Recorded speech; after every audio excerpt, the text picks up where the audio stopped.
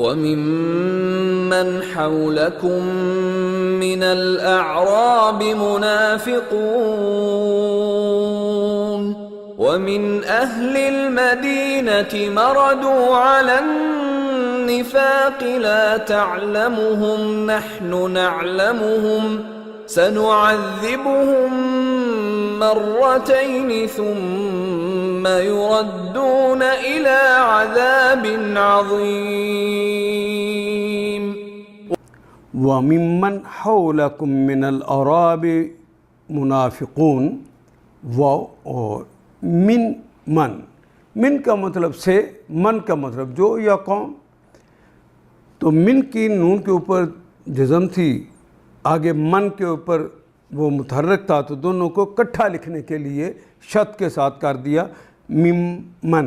اصل میں کلمہ من جمع من سے من جو یا کون حولکم تمہارے ماحول میں ہے، ارد گرد ہے، من الاعرابی من سے الاعراب بدوؤں میں سے، بدوؤں میں سے جو تمہارے ارد گرد ہے، منافقون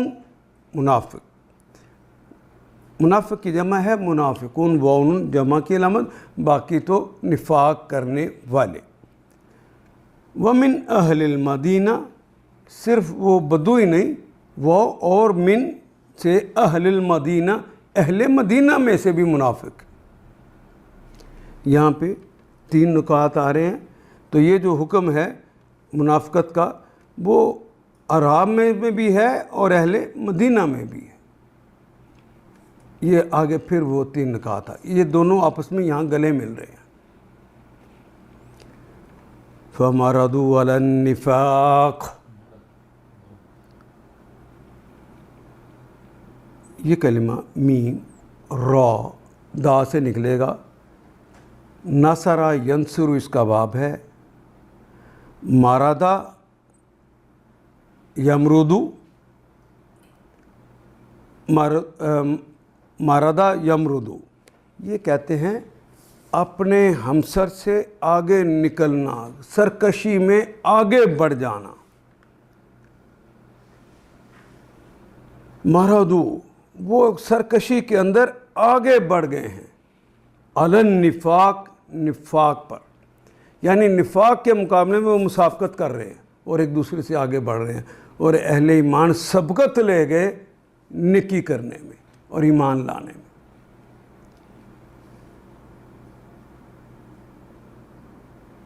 لا تعلموہم، لا نہیں، عالم یعلم جاننا، تعلم تم نہیں جانتے، ہم ان کو، رسول پاک حالانہ وہ ایک دوسرے سے نفاق کے اندر سبقت لے کر جا رہے ہیں، کوشش کریں ایک سے ایک بڑھ کر اپنے جیسوں سے آگے نکل جائے سرکشی میں، لیکن آپ نہیں جانتے۔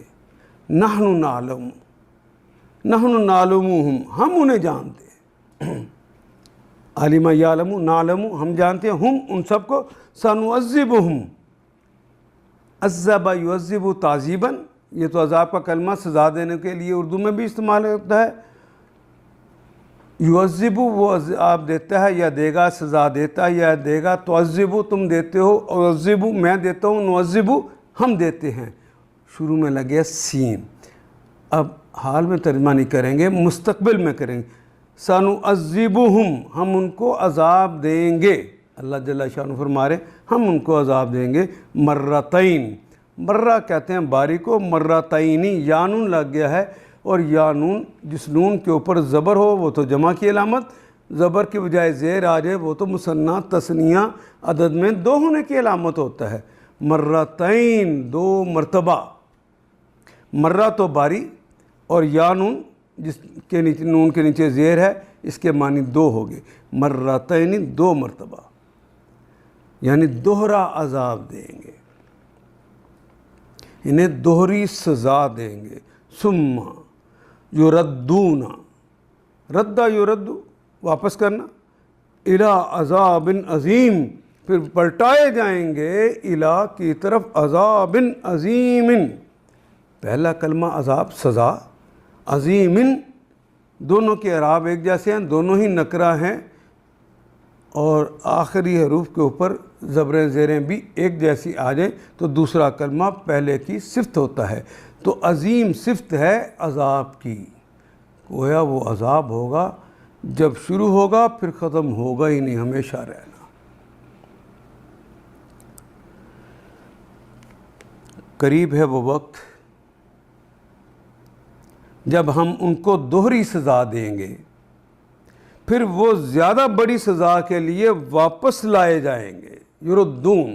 ان آیات کو ایک دفعہ پھر تلاوت خود کیجیے، عربی مبین پڑھتے ہوئے دیکھیے کیا بات پوری اندر اتر رہی ہے؟ کیا یہ اردو کے سانچے میں ڈھلتی گئی ہیں عبارتیں؟